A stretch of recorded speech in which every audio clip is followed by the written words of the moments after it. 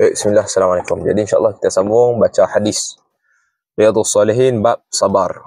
Hari itu bukan hari itulah tadi, kita baca hadis 31, hadis yang panjang. Kita baca matan ya. Jadi tak apalah, kita dah ambil berkat lah. Kan kita baca setengah, kita baca teruslah kepada dia punya terjemahan.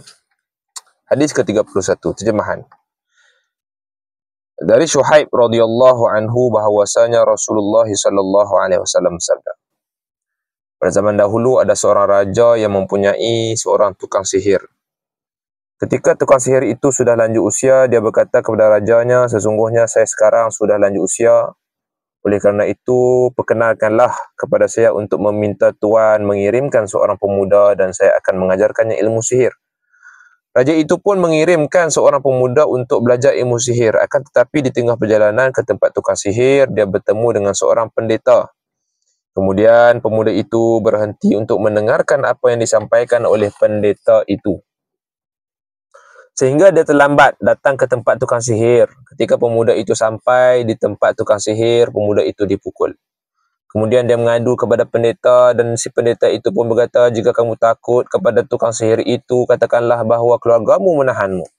Dan jika kamu takut kepada keluargamu, katakanlah bahawa tukang sihir itu menahanmu." Suatu hari ketika dalam perjalanan dijumpai di tengah jalan seekor binatang yang sangat besar sehingga orang-orang tidak berani meneruskan perjalanan.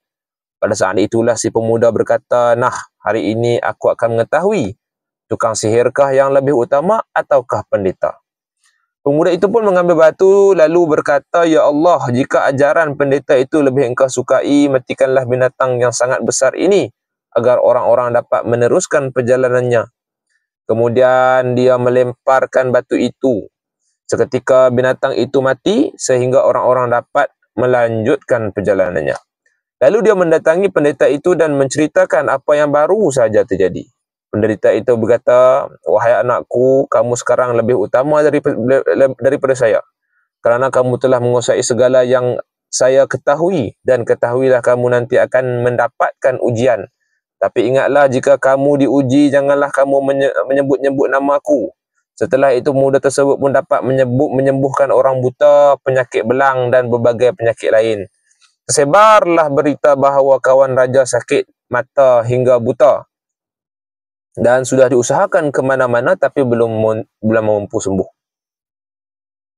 Kemudian datanglah dia kepada pemuda itu dengan membawa aneka ragam hadiah lalu berkata, "Andai kata kamu dapat menyembuhkan saya, akan saya penuhi semua permintaanmu." Pemuda itu pun menjawab, "Sesungguhnya saya tidak mampu menyembuhkan orang. Allah lah yang menyembuhkannya. Apabila kamu beriman kepada Allah, nescaya saya akan berdoa kepadanya agar dia menyembuhkan penyakitmu. Maka berimanlah orang-orang itu kepada Allah Subhanahu wa taala dan penyakitnya sembuh. Orang itu datang ke tempat raja dan duduk bersama sebagaimana biasa. Kemudian sang raja bertanya kepadanya, "Siapakah yang menyembuhkan matamu?" Dia menjawab, "Tuhanku." Sang raja berkata, "Apakah kamu mempunyai Tuhan selain aku?" Dia menjawab, "Tuhanku dan Tuhanmu adalah Allah Subhanahu wa taala." Seketika raja itu langsung menyiksanya sehingga orang itu memberitahu pemuda itu, maka dipanggillah pemuda itu dan berkatalah sang raja kepadanya, "Hai anakku, sihirmu sangat ampuh sehingga dapat menyembuhkan orang buta, penyakit belang, penyakit sopak. Dan kamu mampu berbuat ini dan itu." Pemuda itu menjawab, Sesungguhnya yang boleh menyembuhkan hanyalah Allah Subhanahu wa taala." Maka disiksalah pemuda itu sehingga dia menunjukkan kepada sang pendeta. Disiksa sehingga dia menunjukkan kepada pendeta yang ajar dia tu. Maka dipanggillah pendeta itu. Raja itu pun berkata kepadanya, "Kembalilah kamu kepada agamamu semula." Tapi pendeta itu tidak mahu. Kemudian raja itu menyuruh untuk menggergaji dari atas kepala sehingga badannya terbelah menjadi dua. Kemudian dipanggillah kawan raja itu dan dikatakan kepadanya, "Kembalilah pada agamamu semula."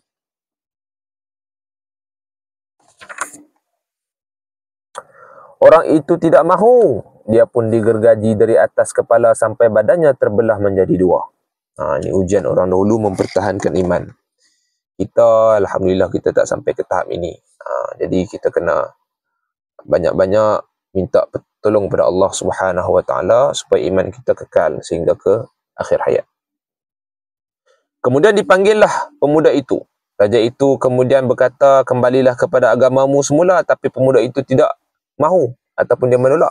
Kemudian dia diserahkan kepada pasukan dan memerintahkan mereka agar membawanya ke suatu gunung. Ketika sampai di puncak gunung, paksalah dia supaya kembali kepada agamanya semula. Bila tidak mahu, lemparkanlah dia di dalam gunung agar mati. Pasukan itu pun membawa pemuda tadi ke puncak gunung, dan di sana pemuda itu berdoa, Ya Allah, ya Tuhanku, hindarkanlah saya daripada kejahatan mereka. Sesuai dengan apa yang engkau kehendaki. Seketika gunung itu bergoncang sehingga pasukan tadi bergelimpangan dari atas gunung. Pemuda itu pun mendatangi raja lagi, dan sang raja bertanya keheranan apa yang dilakukan oleh pasukan itu. Pemuda itu menjawab, Allah telah menghindarkan saya dari kejahatan mereka. Pemuda itu ditangkap dan diserahkan kembali kepada sekelompok pasukan yang lain untuk membawa pemuda itu naik kapal, lalu ditenggelamkan di tengah lautan.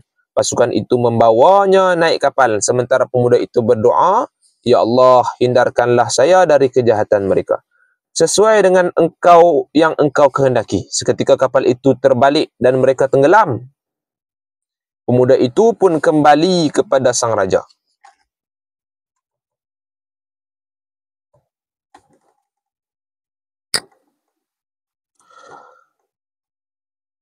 Setibanya di tempat raja, sang raja bertanya keheranan apa yang dilakukan oleh pasukan itu. Pemuda itu pun berkata kepada raja, sesungguhnya engkau tidak akan mampu mematikan saya sebelum engkau memenuhi permintaan saya. Raja bertanya, apa yang kamu inginkan? Pemuda itu menjawab, engkau harus mengumpulkan orang ramai dalam satu lapangan dan saliblah saya di atas sebuah tiang. Kemudian ambillah anak panahku dari tempatnya serta letakkanlah pada busurnya. Kemudian lepaskanlah anak panah itu ke arah saya. Apabila kamu buat seperti itu, maka akan berhasillah membunuhku. Minta maaf. Kemudian ambillah anak panahku dari tempatnya serta letakkanlah pada busurnya. Kemudian bacalah dengan menyebut nama Allah Tuhan pemuda ini. Kemudian lepaskanlah anak panah itu ke arah saya. Apabila kamu berbuat seperti itu, kamu akan berhasil membunuh saya. Mendengar penjelasan yang demikian itu, maka raja itu pun mengumpul orang ramai di salah satu lapangan dan menyalib pemuda itu di atas tiangnya. Kemudian dia mengambil anak panah dari tempatnya dan diletakkan pada busurnya. Kemudian dia membaca dengan menyebut nama Allah Tuhan pemuda ini, dan dilepaskanlah anak panah itu ke arah pelipisnya. Kemudian pemuda itu pun meletakkan tangannya pada pelipis yang terluka, lalu dia pun mati. Pada saat itu juga serentak orang-orang berkata, kami beriman kepada Tuhannya pemuda ini. Tuhannya pemuda itu. Ada seseorang menyampaikan berita itu kepada sang raja seraya berkata, tahukah kamu bahawa apa yang kamu khawatirkan sekarang telah menjadi kenyataan? Demi Allah, kekhawatiranmu tidak ada gunanya kerana orang-orang sudah beriman. Kemudian raja itu pun memerintahkan untuk membuat parit besar di setiap persimpangan jalan yang di dalamnya dinyalakan api. Dia memerintahkan kepada sesiapa saja yang tidak mahu kembali kepada agama mereka semula, dilemparkan ke dalam parit. Perintah itu pun dilaksanakan. Ada seorang wanita yang berpegang teguh kepada agama yang benar, namun dia membawa bayinya dan merasa sangat kasihan kepada anaknya jika dia berserta anaknya masuk ke dalam parit itu. Kemudian bayi itu pun berkata, wahai ibuku, sabarlah kerana engkau berada dalam kebenaran. Hadis riwayat Muslim. Jadi alhamdulillah untuk video kali ini kita baca hadis yang nombor 31 dalam Riyadhus Shalihin, bab sabr. InsyaAllah pada pertemuan yang akan datang kita akan sambung lagi. InsyaAllah.